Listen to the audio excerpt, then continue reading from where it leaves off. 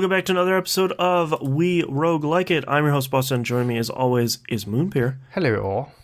And Monkey Senior. Yo. We are on our second week of Nuclear Throne, and I got further than before, which feels really good. I managed, the furthest I've made it is 5-3, and I can regularly get to 5-1. I hate all. And is that the snow area? Yeah, like the snow sort of city area.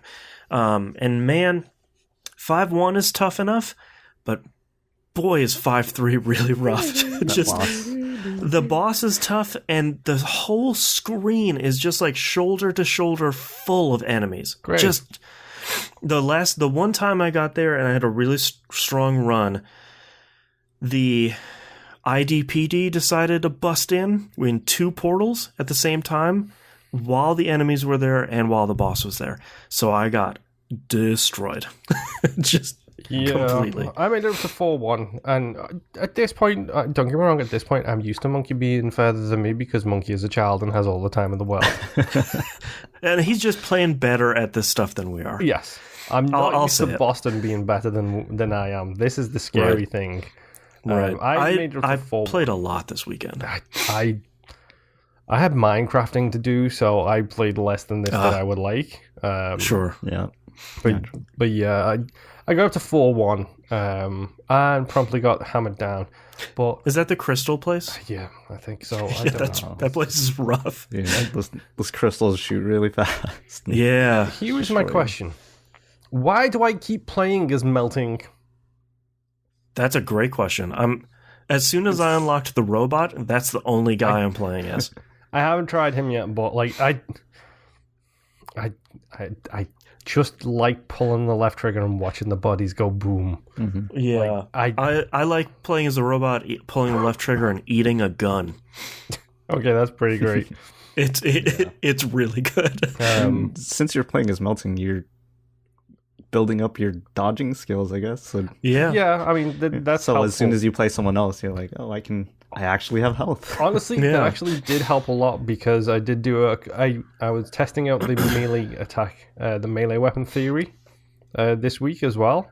So I did a fair few runs as the stupid chumpy piranha plant, whatever his name is. From what is the name of the plant in that movie? Seymour. Thank you. Yes, it's Seymour.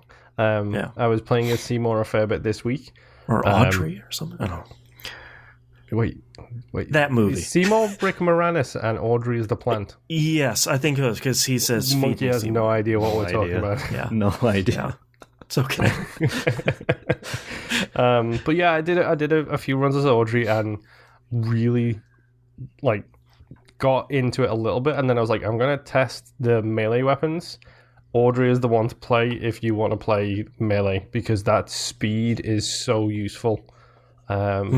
Also, I got the sledgehammer but died before I could use it. The screwdriver is completely average. I'm frustrated that you have to use a screwdriver to unlock the character I really want to unlock. Oh, what do you have to do with it? So you've seen that. Yeah, so for YV, you have to use the screwdriver on a level in the 3 set of levels where, you know, they have those red cars that explode. Mm-hmm. One of them has like a gold outline. You have to use it on that. It'll open up a portal and you go in and you can unlock the character there. Great. Yeah. Which is counter to what I figured out this week. I know people have been playing Nuclear Throne for like 27 years, so almost none of this is new information.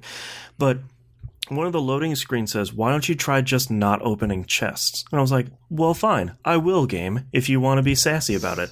And then I found out if you don't open 3 red chests in a row, a giant chest appears that spits out 3 really good weapons at a time. And I was like, oh, well, maybe I won't open red chests then. Oh, thank you. Great. It's just great. That's all I do now. I never open the chest on the first 3 floors. I'm just like, no, I don't. Yeah. Okay. But now I have to get a screwdriver to try and open. And the reason why is because the best shrine in Enter the Gungeon is the YV shrine. So I have like this affinity for that character already. It's like He's if pretty one of the fun, characters was Isaac. Yeah, exactly. Yeah. It's like if there was an Isaac-alike character, it'd be like, well, of course I have to go for that one. Like, why wouldn't I? He'd be called the baby or something like that. Yeah, the crier. Yeah, that's actually a good one. Yeah.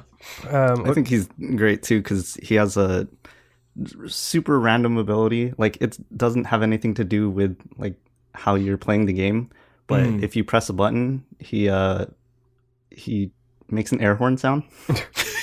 So you can just Yeah. Yeah. Exactly. Oh, all right. Yes, I definitely need to unlock him. It's pretty funny. Man. But no, yeah, I mean, I got up to 4-1. I did a couple of melee runs. The wrench seems to be the way to go based on the swing arc of that thing. And it's got the most range, and of course, you can hit people through walls. So sitting there and pulling the hitman stuff of just waiting for people to walk around a corner and just take them down until there's a pile of bodies at your feet is kind of hilarious. Where I'm just bashing people through the walls. But no, that's pretty much all I did because I suck. Literally, my notes here say multiple runs, I suck. Oh, and no screen shake is really good. Yes. Mm-hmm. Well, and I need to do some research too because I kept getting portals to an area where you can pick a crown, but I don't know how to regularly spawn that. So I got to figure that out. What is the unless crown? you know, Monkey? Yeah, there's a portal on, I think it's like 3-2 and one of the later levels, but in the junkyard, there's like this diamond shrine that you should see every so often.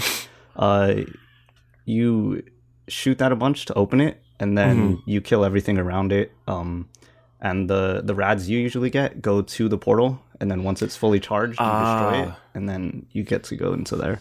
Oh, okay. I don't even know what you're talking about with these shrines and stuff. It's just like it's like a diamond shape. It looks so different from everything else in the game. Okay. And you shoot it, and like the center of it opens up, and then I didn't realize it was sort of sucking up all the rads. But now that makes a lot of sense. Moon, to answer your question about what the crowns are, it gives you like 6 options. One of them is don't equip the crown, and the other 5 are stuff like you get more drops as your HP is higher, but you get significantly less the more HP is missing, or more stuff drops, but they disappear way more quickly. Okay, so it's basically modifiers. Yeah, and like the one that I keep experimenting with is you level up more quickly, but you only get 1 mutation choice every time you level up. Oh, okay, so it's this is the path you will walk kind of thing. Right. This is the way. Boy. 2 weeks in a row. Yeah, getting me. Monkey, what did you achieve? Yeah, come on, show off. Come on, this week, show off. I randomly decided to stream this Friday, and I managed to beat the throne. Yeah, like, there we go. I was just like playing. I didn't expect anything out of it, and Nuclear Throne hype zone. I beat it, and of course it was with my favorite character, Steroids. It was like nice. It was great. What I attribute it to is the what is it called? The mutation throne butt. I don't know if you guys have seen those mutations, but that particular one is different for every character. Okay. Yes. And so for Steroids, it's because he can dual wield, so shooting one gun has a chance to replenish ammo in your other hand.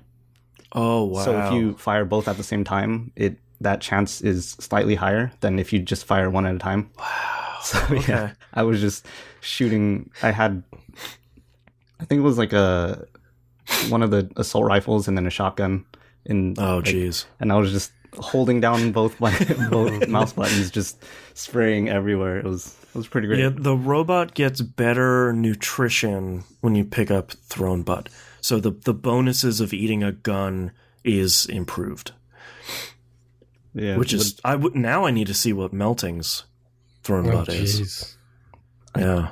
I don't remember. Although I'm assuming when you're playing Melting, you want to focus on stuff like leveling up, Rhino skin's probably like the first one you pick. I don't know if he can get Rhino skin because I've never seen it with him. Oh, okay. That would be crazy. So you want like... Trust me, if I was there, I'll take that. Yeah. Yeah, 1,000%. Exactly. Yeah. Yeah. So beating it unlocked another character for me, and it was so funny. So that character's special ability is like a airstrike, I guess, kind of thing. Oh, wow. Okay. But you have limited uses of it. Does he say incoming? I don't know. Maybe. But it was funny. So I didn't know that at first, and the very first thing I did when playing him was use the ability right on myself. And explosions hit you no matter what. So insta death. I was like, ooh, okay, let's not do that. So yeah. But they're a very interesting character because their name is Rogue, and they are. I assume they were a part of the IPD. Wait, what is it? The police force, whatever that chases. Oh, the IDPD. Yeah, yeah. So, and right when they start, right when you start a run with them, the IDPD is after you already. So oh no! Every so often they just spawn in your level, and it's like, oh well, that sucks. Yeah. But yeah. What else do I have in my notes? Oh, speaking of the screwdriver, so that same thing of unlocking that character, it has an additional use of it. You know how you start with just the revolver? Yeah. Like that pistol. You can start with better weapons by going through that. Yeah, there's like a whole field of stuff you can pick on that one screen. It's like, how do I unlock stuff here? Most of it is just crowns, but the very bottom, you can only have one at a time, but they're called golden guns. And going through that, the mansion, I guess, with the screwdriver, at the end of it, you get a golden gun, and then you can start every run after that with that gun or just the revolver. So interesting. And each character has a different, or can have a different one. So you would have to go through that with every character to have a golden gun for that character. Oh, okay. And that's really good because with steroids, like I start with a shotgun just straight up, and it's like, and yeah, golden gun's really good. So yeah, I'm gonna have to start trying for some of that. Getting farther into the game. I feel like a newbie compared to all this talk that's going on here. Well, I feel like I had that like turning point at like one day this week where it's like stuff started to really click, where it's like I started memorizing enemy patterns and how often they shoot and stuff. We've talked a lot about the flow chart for a lot of games, and I feel like I don't know what game you're talking about. Mine sort of finally started filling out, where it's like, oh right, these guys do this, and this boss blows up when he dies, so I have to go away, and these enemies blow up, so if I sort of push them towards other guys, they'll blow up at the same time. It's like I'm sort of starting to put all the pieces together. Never pick up a grenade launcher. Yep, never. Never. I am shockingly good with the grenade launcher, and I know it will be my downfall at some point because my hubris will kill me. Yep. Yeah.